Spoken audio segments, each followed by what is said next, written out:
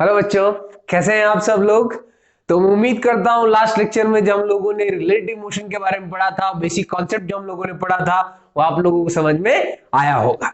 तो आज हम लोग उसी जो सिंपल सा कॉन्सेप्ट हम लोगों ने लास्ट लेक्चर में पढ़ा था, उसी के कुछ बेसिक क्वेश्चंस और उठा रहे हैं और समझने की कोशिश करते कि ये जो रेन एंड मैन वाले प्रॉब्लम होती है या रिवर एंड मैन वाला प्रॉब्लम जो होता है, इनको बेसिकली डील किस तरीके से किया जाता है। क्योंकि आप लोग जो है वो हमेशा velocity of man with respect to river, man with respect to the rain drops, उस टाइप की चीजों में कंफ्यूज होने लगते हैं कि क्या करना है हमको बेसिकली।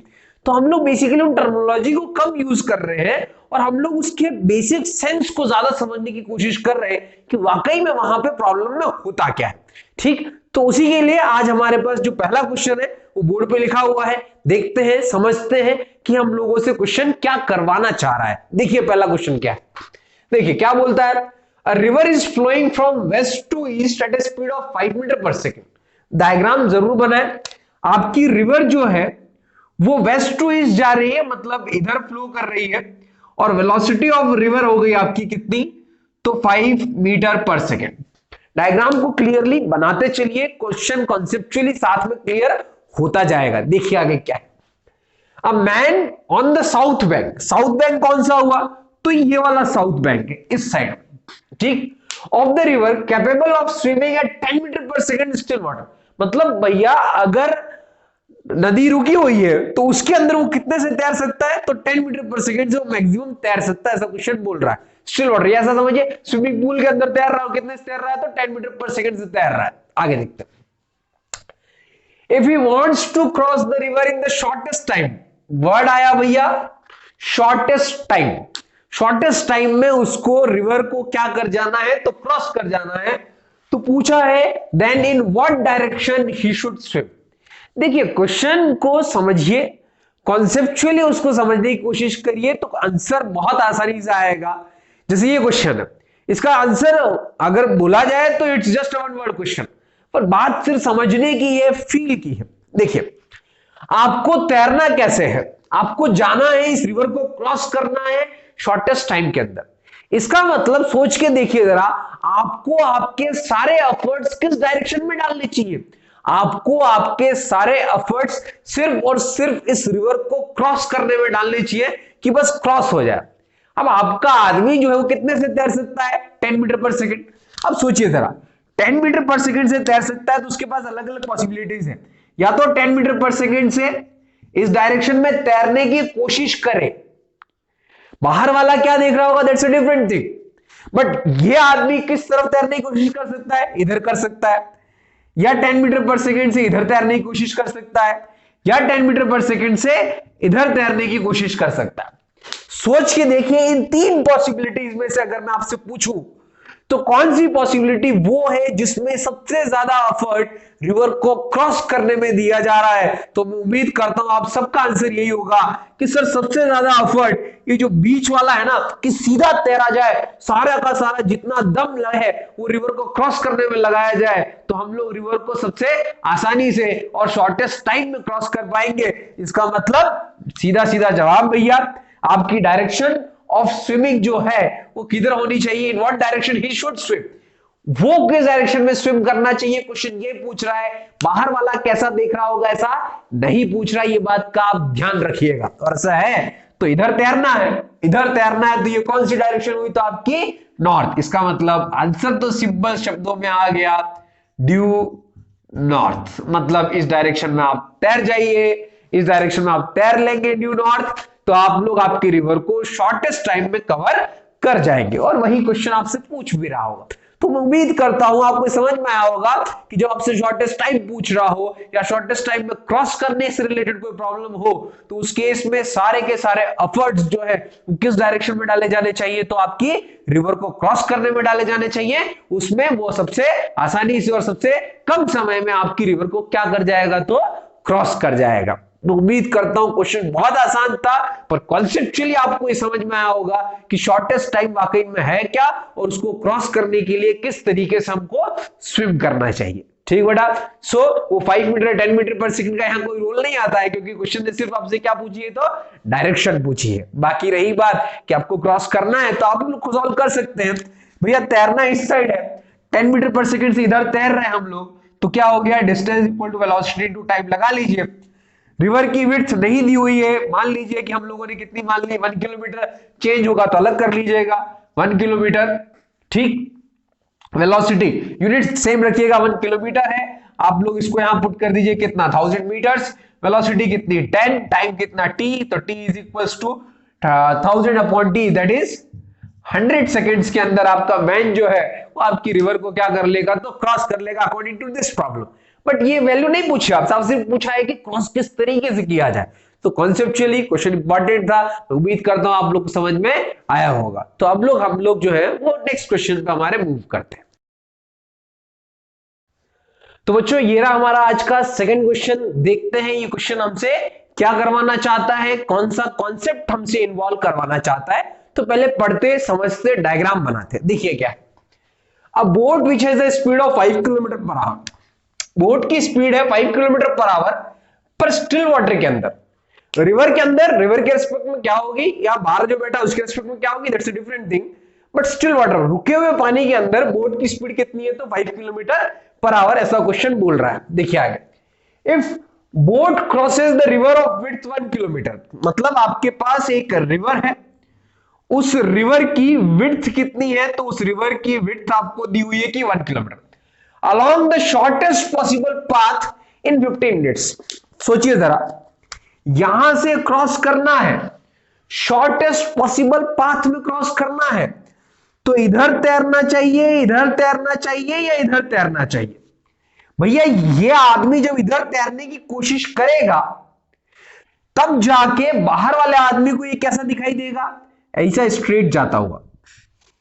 मतलब कुल मिला के ये बात समझ में आई कि शॉर्टेस्ट पॉसिबल पाथ में तैरना है तो आदमी को कुछ इधर तैरना पड़ेगा, या बोट को कुछ इधर जाना पड़ेगा at a angle theta, so that ये वाली वेलोसिटी और ये वाला वेलोसिटी मिलके बोट किस डायरेक्शन में जाए, तो बोट ऐसा वर्टिकली जाना चाहिए, सो दैट अगर ऐसा स्ट्रेट जा रही है वो, तो उस केस में वो शॉर्टेस्ट पॉसिबल पाथ में चली जाएगी, एक एंड से एग्जैक्टली अपोजिट दूसरे एंड तक पहुंच जाएगी।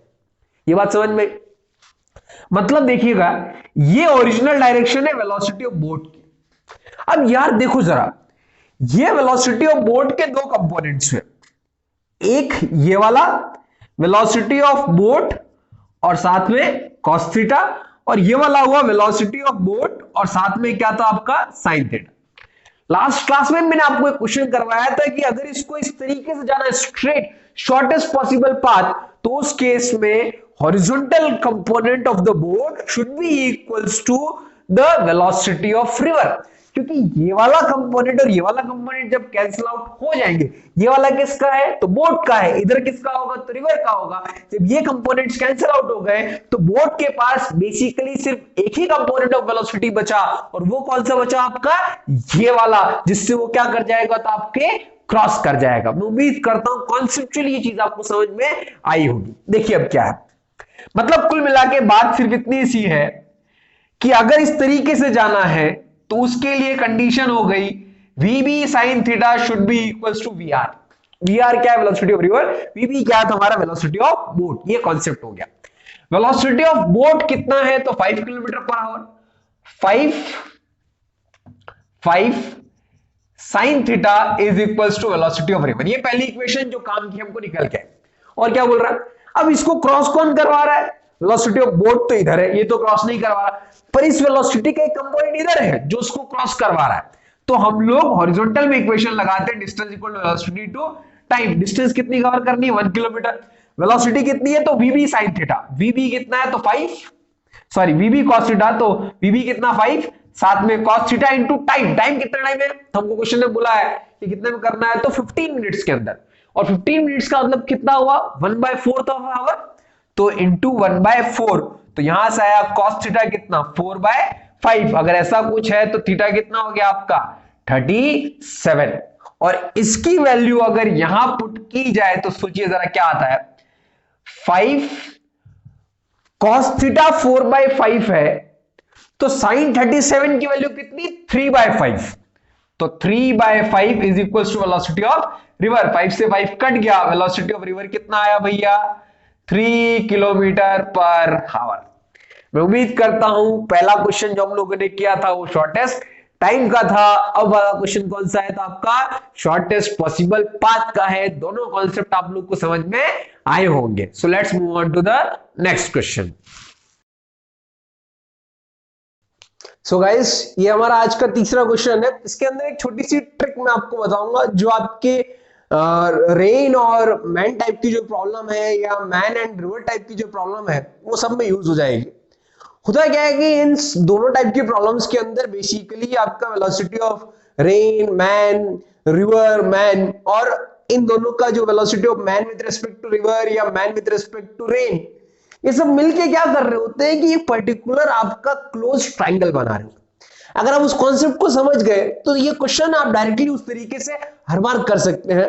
बस शॉर्टेस्ट टाइम शॉर्टेस्ट पॉसिबल को मैंने अलग से इसलिए बताया क्योंकि उस टाइप के क्वेश्चन में थोड़ा सा आपका प्रेजेंस ऑफ माइंड चाहिए होता है जिसकी वजह से आपका क्वेश्चन गलत ना हो जाए कहीं पे। तो इस क्वेश्चन को देखते हैं क्या बोल रहा है। मैं कहीं पे भी man with respect to river या उस टाइप की किसी टाइप की चर्चा नहीं करने वाला हूं।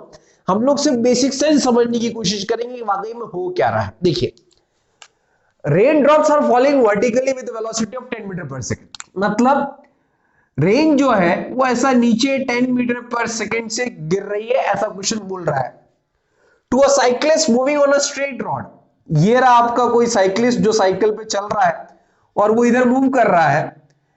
ठीक, कितने से चल रहा है तो पता नहीं, तो उसको वीसी बोल देते हैं, वेलोसिटी ऑफ द साइक्लिस्ट। इस आदमी को जो रेन की जो वेलोसिटी है वो कितने से आते हुए दिखाई दे रही है? तो 20 मीटर पर सेकंड से आते हुए दिखाई दे रही है। सोचिए जरा, जब ये आदमी इस तरीके से जा रहा है और रेन मान लीजिए खड़े यहां पर ऐसे अगर आप दिख रही है, तो कभी एक्सपेरिमेंट करके देखिएगा कि आप जब उसी रेन में दौड़ने लग जाए तो वो जो रेन है अब आपको ऐसी नहीं दिखेगी। कैसी दिखेगी? तो इस तरीके से आपके मुंह पे आती हुई गिरेगी आपको।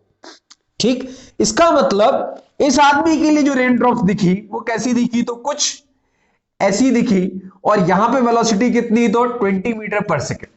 सोच के देखिए जरा, ये पता नहीं है तो इसको आगे एक्सटेंड करिए, ये आगे बढ़ाइए। ये कितना है? 10। ये कितना है? वीसी नहीं मालूम, ये पता है कितना है? 20। यार ये 20 ये 10 तो ये नहीं निकाल सकते? तुम निकाल सकते हो आराम से। क्या करना है? तो पाइथागोरस थ्योरम लगानी है। तो बताओ वीसी कितना आएगा? अंडर रूट ऑफ हाइपोटेन्यूज का स्क्वायर माइनस परपेंडिकुलर का स्क्वायर। तो ये हो गया 20 का स्क्वायर माइनस 10 का स्क्वायर। 20 का स्क्वायर 400, 10 का स्क्वायर 100। ये कितना हुआ? Under root of 300। और अंडर रूट ऑफ 300 को क्या लिख सकते हो? तो 10 रूट 3 मीटर पर सेकेंड। आप अगर velocity of man with respect to river और उस सब के झमेले में फंस जाते तो ये क्वेश्चन उतना आसानी से नहीं होता।